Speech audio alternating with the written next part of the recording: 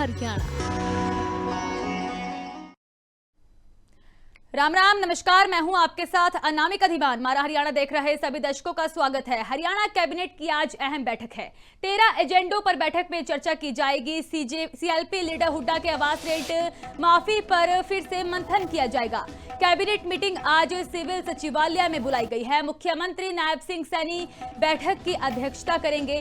13 एजेंडों पर बैठक में चर्चा की जाएगी और अन्य विभागों से संबंधित फैसले नायब सरकार की ओर से लिए जाएंगे। सीएलपी लीडर के मामले में भी आज फिर से मंथन आज इस मीटिंग में किया जाना है। कैबिनेट मीटिंग आज सिविल सचिवालय में बुलाई गई है। 13 एजेंडों पर चर्चा होने वाली है। 13 एजेंडों को लेकर नायब सरकार अहम फैसले सुना सकती है, कई बड़े फैसलों पर मोहर लगा सकती है। आज हरियाणा कैबिनेट की अहम मीटिंग होगी जिसमें मुख्यमंत्री नायब सिंह सैनी की ओर से 13 एजेंडों पर चर्चा की जाएगी। सीएलपी लीडर हुड्डा के आवास रेंट माफी पर फिर से मंथन किया जाएगा। इसको लेकर भी चर्चा की जाएगी। कई वरिष्ठ अधिकारी भी इस दौरान मौजूद रह सकते हैं। कैबिनेट मीटिंग आज सिविल सचिवालय में बुलाई गई है और इस मीटिंग में नायब सरकार की ओर से 13 एजेंडों को रखा गया है और इसमें कई बड़े मुद्दों पर चर्चा की जा सकती है। कई बड़े फैसलों पर मोहर नायब सरकार आज लगा सकती है।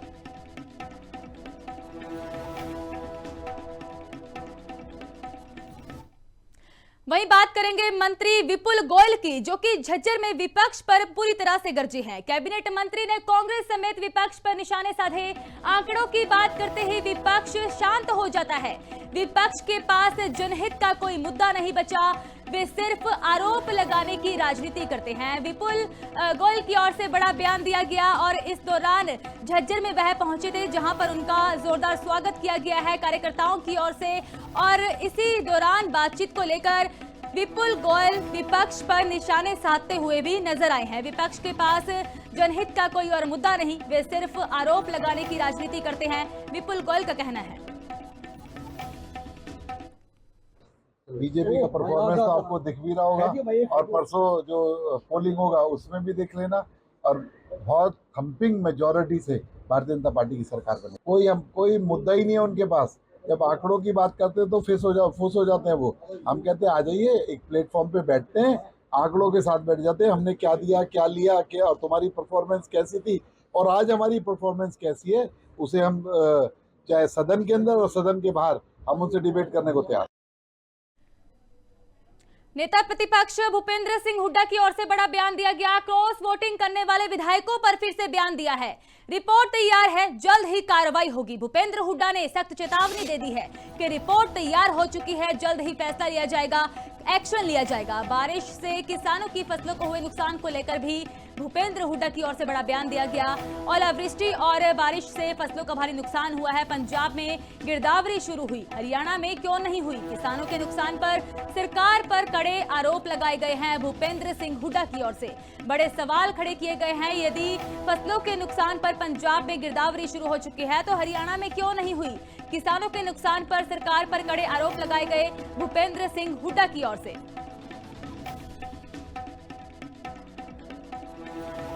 मलिक साहब आए हुए हैं तो मिले नहीं। उन्होंने अनुशासन कमेटी ने अपनी रिपोर्ट दे दी है। मलिक साहब आए हुए हैं तो मिले नहीं। उन्होंने अनुशासन कमेटी ने अपनी रिपोर्ट दे दी है। फसल का बड़ा भारी नुकसान है और सरकार की तरफ से कोई नहीं। तो पंजाब सरकार कंपनसेशन नुकसान असेस करा रही है, तो हरियाणा सरकार क्यों नहीं असेस कराती? बड़ा भारी नुकसान हुआ है, भी मौसमी जो बारिश है। यहाँ तो मैंने एक मंत्री का बयान पढ़ा वगैरह, तो 2 मन दाने बढ़ जाएंगे। पकने के बाद दाने कभी वजन बढ़ता है उनका, उसमें हैरान था। ऐसी बात है जो किसान को मदद करने की जो है उनका मजाक नहीं उड़ाना। मैं जा रहा हूँ मंडियों में, आज मैं जाऊँगा सांपला, कल मैं जाऊँगा नारायणगढ़ और उस अम्बाला तक कई मंडियों में होके, फिर परसों में कुरुक्षेत्र, करनाल, इस प्रकार सारी मंडियों में जा रहे हैं। ये जो पोर्टल का चला रखा है, कहीं बायोमेट्रिक, कहीं मेरी फसल मेरा ब्यौरा, कहीं ट्रैक्टर पे आपने नंबर लिख के लाओ ट्रॉली पे। बयानबाजी लगातार जारी है। पूर्व डिप्टी सीएम दुष्यंत चौटाला की ओर से भी बड़ा बयान दिया गया। दुष्यंत चौटाला ने बीजेपी कांग्रेस पर निशाने साधे हैं। राज्यसभा चुनाव को हुड्डा की बेईमानी का हिस्सा बताया है। वोट रद्द करने वाले विधायकों के नाम भी सार्वजनिक करने की बात कही है। हो सकता है सीबीआई राहत हुड्डा को तोहफे में दी गई हो। यह भी बड़ा बयान दुष्यंत चौटाला की ओर से दिया गया। बीजेपी ने चुनाव के बदले एजीएल मामले में सीबीआई से राहत दिलाई है। स्याही कांड का भी जिक्र वह करते हुए नजर आए। कहा कि स्याही कांड पेन बदलने और वोट पर्ची मोड़ने की जानकारी हुड्डा को दी थी। डिप्टी सीएम पूर्व हरियाणा के, जिनकी ओर से बड़ा बयान दिया गया है। दुष्यंत चौटाला की ओर से कांग्रेस और भारतीय जनता पार्टी पर तंज कसे गए हैं। भूपेंद्र हुड्डा और बीके हरिप्रसाद को उन चारों लोगों का पता है जिनके वोट कैंसिल, मगर ये भूपेंद्र हुड्डा छुपाना चाहते हैं या नजरअंदाज करना चाहते हैं कि किन लोगों ने काम किया और किसके कहने। ये भी हो सकता है कि जो सीबीआई का रिलीफ एजीएल मामले में उनको मिला, उसका तोहफा उनने बीजेपी को दिया। इसको पता है क्या उस पूरे प्रकरण में हुआ। मगर भूपेंद्र हुड्डा अगर अपने आप को ईमानदार नेता मानते हैं तो उन चारों के नाम भी पब्लिक करने। शाही कांड किसने करवाया और पेन किसने बदला, ये भी भूपेंद्र हुड्डा को पता है। पर्ची की किनारी किसने मोड़ी और वोट किसका कैंसिल हुआ, ये भी भूपेंद्र हुड्डा को पता है। और बिंदी किसने लगाई और किसके कहने पे लगाई, ये भी भूपेंद्र हुड्डा को पता है। मैं इसलिए तो कह रहा हूँ वो अपने आप को इतना ईमानदार बोलते हैं, पब्लिक में आके उन चार का नाम बताए। जनता बहुत समझदार है, मगर ये तो कमजोरी कांग्रेस पार्टी की है कि ऐसा आदमी जो कांग्रेस को कमजोर पिछले 10 साल से कर रहा है, बारी बारी मजबूरी में उसको नेतृत्व देने का काम। तो दुष्यंत चौटाला की ओर से भारतीय जनता पार्टी कांग्रेस को निशाने पर लिया गया है और बड़े बयान दिए गए हैं। तो हमारे साथ और बातचीत के लिए कांग्रेस से नवीन केडिया और जेजेपी से सुदेश पाठक जुड़ चुके हैं। सर, स्वागत है लिविंग इंडिया न्यूज पर। नमस्कार जी।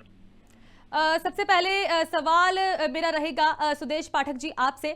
दुष्यंत चौटाला की ओर से बड़ा बयान दिया गया है और साफ तौर पर यह कहा गया है कि राज्यसभा चुनाव को लेकर जिक्र किया गया। इसी के साथ ही उनका यह भी कहना है कि हुड्डा की बेईमानी इस दौरान सामने आई है, यह हुड्डा की बेईमानी का हिस्सा है। तो सवाल रहेगा, किस तरह की बेईमानी का जिक्र करते हुए नजर आए हैं दुष्यंत चौटाला? जी देखिए, जैसा कि दुष्यंत जी ने बताया तो इसमें बेईमानी तो पूरे हरियाणा ने देखी है कि कुछ विधायक हुड्डा साहब की गाड़ी में बैठ के आते हैं और वो आके अंदर क्रॉस वोट करते हैं। और जिन विधायकों की क्रॉस वोटिंग हुई, हमने उनके भी बयान देखे, उनके द्वारा भी बताया गया कि उन्होंने अपनी वोट वहां बैठे प्रभारी को भी दिखाई और एलओपी को भी दिखाई। तो उसके बाद भी ये धांधली हुई और आज तक का अभी तक भी इस पे कांग्रेस पार्टी के द्वारा कोई कार्रवाई नहीं हुई, या कार्रवाई के लिए जो भी बलि का बकरा बनाया गया वो केवल शैलजा ग्रुप के विधायकों को बनाया गया। तो इसमें तो सब क्लियर ही है कि ये सारी जितनी भी जो भी कुछ हुआ है ये इंसिडेंट, वो सारा हुड्डा साहब के कारण ही हुआ। और हुड्डा साहब की अपने जो विधायक दल है, विधायक है कांग्रेस पार्टी के, उनपे किसी प्रकार की कोई पकड़ नहीं दिखती। नवीन जी भी हमारे साथ जुड़े हुए हैं। नवीन जी, दुष्यंत चौटाला एजीएल मामले का भी जिक्र करते हुए नजर आए। इसी के साथ ही यह भी कहा गया है कि शायद हुड्डा को सीबीआई राहत दी गई है इसी वजह से, क्योंकि बेईमानी हिस्से का उन्होंने जिक्र किया है। देखिएगा, सबसे पहले तो मैं एक बात कहना चाहूंगा कि दुष्यंत चौटाला जी जुडिशली पर विश्वास नहीं करते क्या? मतलब सरकारें ही कोर्ट से बरी कराएंगी, सरकारें ही कोर्ट के अंदर कराएंगी। कानूनी लंबी प्रक्रिया की लड़ाई लड़कर उस केस को भूपेंद्र सिंह हुड्डा जी ने जीता है और उनका हाई कोर्ट ने उनके हक में फैसला किया है। पहली बात तो ये दुष्यंत जी को भी कोर्ट पर उंगली उठाने से पहले उनको सोचना चाहिए। दूसरी बात मैं ये कहना चाहूंगा कि ये कांग्रेस हाईकमान इसको पूरे मद्देनजर रख करके एक एक चीज की बारीकी से जांच कर रही है और जांच होने के बाद सबके नाम भी सामने आएंगे और सारा कुछ एकदम हरियाणा के जनता की पटल पर रखा जाएगा। ना तो कांग्रेस में कोई गुटबाजी थी, ना है, ना होगी।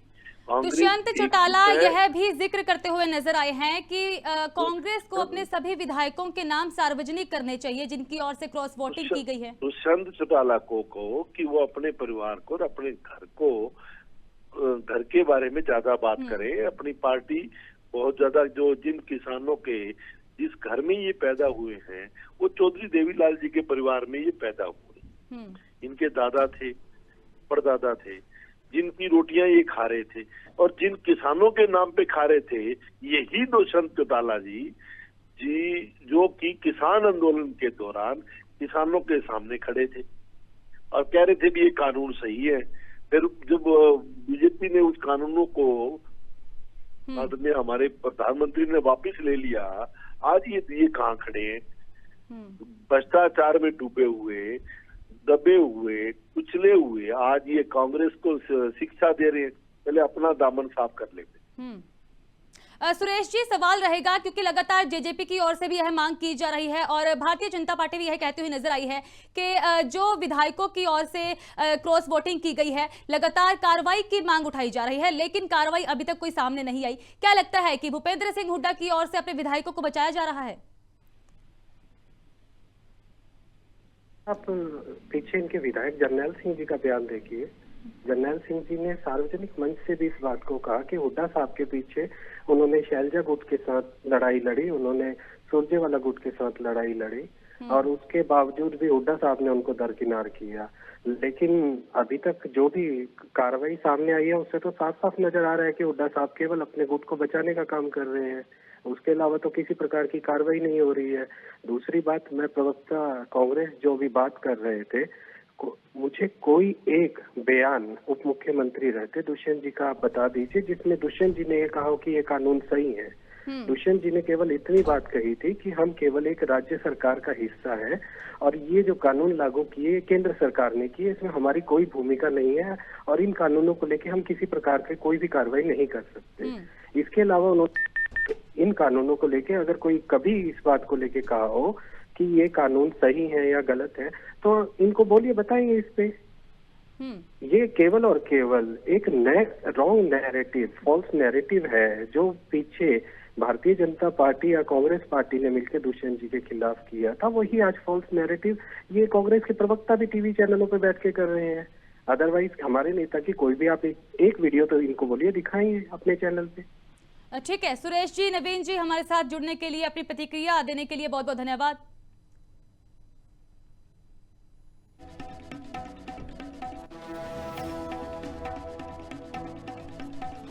कृषि मंत्री श्याम सिंह राणा की ओर से अनाज मंडियों का दौरा किया गया है, फसल खरीद व्यवस्थाओं का जायजा लिया गया है, खरीद प्रक्रिया को सुचारू और पारदर्शी बनाने के निर्देश दिए गए हैं। कृषि मंत्री श्याम सिंह राणा की ओर से बड़ा बयान दिया गया, कहा कि मंडी में गेट पास व्यवस्था लागू हो चुकी है और बारदाना, परिवहन समेत सभी जरूरी व्यवस्थाएं पूरी हो चुकी है। किसानों को किसी भी तरह की समस्या नहीं आएगी, किसी की भी समस्या को तुरंत हल किया जाएगा। कृषि मंत्री श्याम सिंह राणा की ओर से लगातार मंडियों का दौरा किया जा रहा है और इस दौरान वह लगातार यह कहते हुए भी नजर आ रहे हैं कि डिजिटल प्रणाली को आज के समय में अपनाना होगा और इसी के साथ उन्होंने यह भी कहा है कि किसी भी तरह की समस्या नहीं होगी, यदि समस्या आती भी है तो उसका तुरंत प्रभाव से हल होगा। किसान की फसल ठीक बिके, कोई दिक्कत ना आए, कोई पिछली बार जो जीरी वेदर जो दिक्कतें आई है उनको ध्यान में रखते हुए कुछ परिवर्तन किया है और वो परिवर्तन हम किसानों के साथ बैठ के उसको डिस्कस करते हैं। भाई गेट पास कटेगा, फिर उसका सारा सिस्टम जो होगा मंडी के अंदर ही होगा, अंदर जाके बाहर कुछ नहीं होगा, बाहर तो सिर्फ गेट पास कटेगा मंडी गेट। किसी किसान को वापस जाने की उसमें ज़रूरत नहीं पड़ेगी, सारा प्रबंध कर लिया, बारदाना भी है, ट्रांसपोर्ट का सिस्टम भी है और कोई दिक्कत नहीं आएगी उसको। किसी किसान की, मजदूर की, इसकी आड़ती कोई समस्या तो हम सुनने आए हैं, वो सुन के उनका समाधान कर रहे हैं। वहीं जेजेपी नेता दिग्विजय चौटाला भी अनाज मंडी पहुंचे, अनाज मंडी का दौरा किया गया, मंडी का जायजा लेकर किसानों से बातचीत की गई है। जेजेपी नेता दिग्विजय चौटाला से खास बातचीत के दौरान उन्होंने किसानों को कोई दिक्कत नहीं आने देंगे यह भी बयान दिया।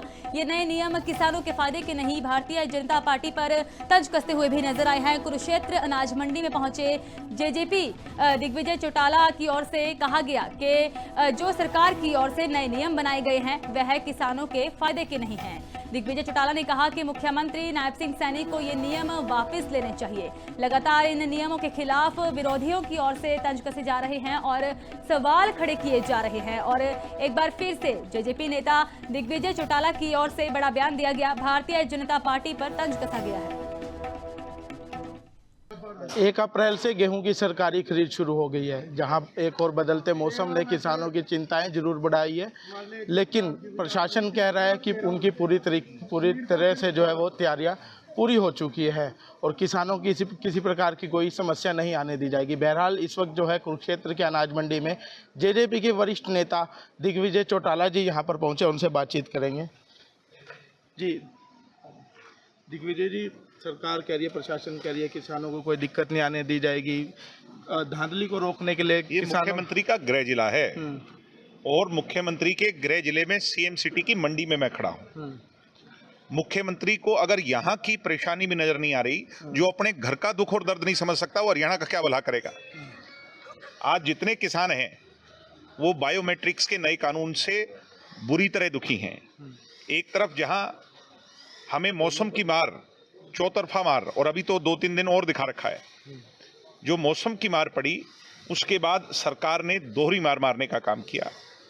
ऐसा कानून ले आए जो इनसे खुद ही नहीं चल रहा। बायोमेट्रिक्स कल सस्पेंडेड रही, अभी जब मैं और आप मंडी में खड़े हैं बायोमेट्रिक्स सस्पेंडेड है। इसका मतलब ये तैयार ही नहीं थे। ये सिर्फ किसान का उसको हताश, निराश और मूल मुद्दों से कैसे भटकाया जाए। मुख्यमंत्री जी कह रहे कोई दिक्कत नहीं है। मुख्यमंत्री जी की मुझे लगता है कि फिर सोच समझ जो है वो किसानों के प्रति क्या है ये आज एक्सपोज हो रही है। मुझे इतनी साइंस समझाइए कि कृषि मंत्री का बयान आया कि बारिश होने से गेहूं में 2 मन का इजाफा होगा, 2 क्विंटल का। तो ये क्या अच्छा बयान है। श्रुति चौधरी का बयान आया कि ओलावृष्टि हुई, इससे मौसम सुनहरा हो गया। ये तो अंग्रेजी शासक जो थे जंग आज़ादी से पहले, तब कभी सुना करते थे कि किसान बर्बाद होता था और शासक मौसम को देख करके उसका लुत्फ उठाते थे। ऐसे शासक देश में फिर है। कहीं किसान संगठन जो है इसका विरोध कर रहा है, सब विरोध कर रहे हैं, मैं नहीं कर रहा। ये सारी भीड़ जो खड़ी है ये सब किसान है। वो कह रहे हैं अभी सरकार जो है अपने कर्मचारियों की जिम्मेवारी बढ़ाए, पर किसानों को तंग ना किया जाए। ऐसा है, किसान का एक एक दाने की खरीद हो, बायोमेट्रिक कानून वापस हो। कि सरकार को आज जब इतनी मार किसान पर पड़ी है तो सरकार को तुरंत इस फैसले को वापस लेना चाहिए, यही मांग है और इसके लिए हम लड़ाई करेंगे। तो ये जेजेपी के वरिष्ठ नेता दिग्विजय चौटाला जो है हमारे साथ मौजूद थे। उन्होंने कहा कि सरकार को इस काले कानून को जो है कहीं ना कहीं वापस लेना चाहिए, ये किसान के हित में कतई नहीं है। लिविंग इंडिया न्यूज़ के लिए कुरुक्षेत्र से परजन गौड़। पंचकुला में क्राइम ब्रांच की ओर से बड़ी कार्रवाई की गई है। 3 किलो से अधिक हेरोइन के साथ तस्कर गिरफ्तार किया गया है। क्राइम ब्रांच 26 की टीम ने आरोपी को दबोचा है। 3 किलो 400 ग्राम हेरोइन और 15 लाख रुपए बरामद हुए हैं। पंजाब के जलालाबाद का रहने वाला बताया जा रहा है आरोपी लवजोत, जिसकी गिरफ्तारी हुई है। पंचकुला में गिरफ्तारी हुई हेरोइन के साथ इस आरोपी को गिरफ्तार किया गया है। डीएसपी अमरिंदर सिंह की ओर से प्रेस कॉन्फ्रेंस कर जानकारी दी गई। पूरे मामले में बताया गया है कि 3 किलो 400 ग्राम हेरोइन इस दौरान आरोपी से बरामद हुई है और इसी के साथ ही 15 लाख की नकदी भी बरामद की गई है। पंचकुला में अब तक की सबसे बड़ी खेप बरामद हुई है। मौके पे जब इसको गिरफ्तार किया गया हमने, तो उस टाइम इसके पास जो है 3 किलो हेरोइन उसकी रिकवरी की गई और प्लस जो कैश है 14 लाख रिकवर किया गया। फर्दर इसमें हमने इसको अरेस्टिंग करके इसकी 4 दिन की जो है रिमांड वो हमने ली है और फर्दर इन्वेस्टिगेशन में जो बातें निकल के सामने आई है, ये किराए पे रहता था सेक्टर 23 चंडीगढ़ में। जब पुलिस जो हमारी CID 26 है वो मौके पर पहुंची तो वहाँ भी कुछ हमने कैश रिकवर किया 1 लाख के करीब। तो अभी तक जो टोटल रिकवरी है 3 किलो हेरोइन है प्लस 15 लाख कैश हमने जो है लवजोत से रिकवर किया है। करनाल में बच्चों की सुरक्षा के साथ खिलवाड़ हुआ है। नशे में धुत होकर स्कूल बस ड्राइवर बस चला रहा था। गांव बजीदा से यह बस का ड्राइवर जो कि नशे में मिला है। बच्चों के शोर मचाने पर एक युवक ने बस रुकवाई। श्री राम ग्लोबल स्कूल की यह बस बताई जा रही है। नशे में धुत ड्राइवर का वीडियो भी वायरल हो रहा है। वीडियो में ड्राइवर ने खुद माना है कि वह नशे में है। तो बड़े सवाल खड़े हो रहे हैं। बच्चों की सुरक्षा के साथ यह लापरवाही, यह खिलवाड़ करना, बड़े सवाल खड़े किए जा रहे हैं। इस वीडियो के वायरल होने के बाद नशे में धुत ड्राइवर का वीडियो सामने आया है और बताया जा रहा है कि यह ड्राइवर नशे में धुत था, जिसकी ओर से स्कूल बस चलाई जा रही थी। राम स्कूल की बस है भाई, देखो इन्हें ड्राइवर ने दारू पी रखी है और ये बच्चे सारों को मैं लेने आया हूँ। बच्चों एक बार इधर आ जाओ सारे। ये मधुबन से सारे बच्चों को मैं लेके आया हूँ, अभी लेने आया हूँ। और इसने ये देखो दारू पी रखी है इस बंदे ने। और ये श्री राम स्कूल की बस है, दाहा बजिद्दा खड़ी है। ये देखो इनका स्कूल वालों का यो हाल है। नहीं इतनी दारू पी का अगर बच्चे अगर कहीं एक्सीडेंट हो जाए तो क्या हाल होगा बच्चों का। तो इन्हें कहाँ पी का आए हो दारू? दारू कहाँ पी का आए हो आप? दारू कहाँ पी के आए हो आप? चंडीगढ़। फिर बस क्यों चला रहे हो दारू पी के? दारू पी के बस क्यों चला रहे हो? अगर बच्चों का कुछ हो जाए, ये देख बच्चे खड़े वहां देख, और आप दारू पी के बस चला रहे हो, अगर बच्चों का कुछ हो गया, अगर एक्सीडेंट हो जाए गाड़ी, फिर कौन जिम्मेदार है? स्कूल जिम्मेदार है, आप जिम्मेदार हो, कौन जिम्मेदार है? बोलो। देख लो भाई, कुछ नहीं बोल रहे हो। ये देख भाई, ये देखो भाई जी, ठीक है। आप जुड़े रहे लिविंग इंडिया न्यूज के साथ, मुझे दीजिए इजाजत, धन्यवाद।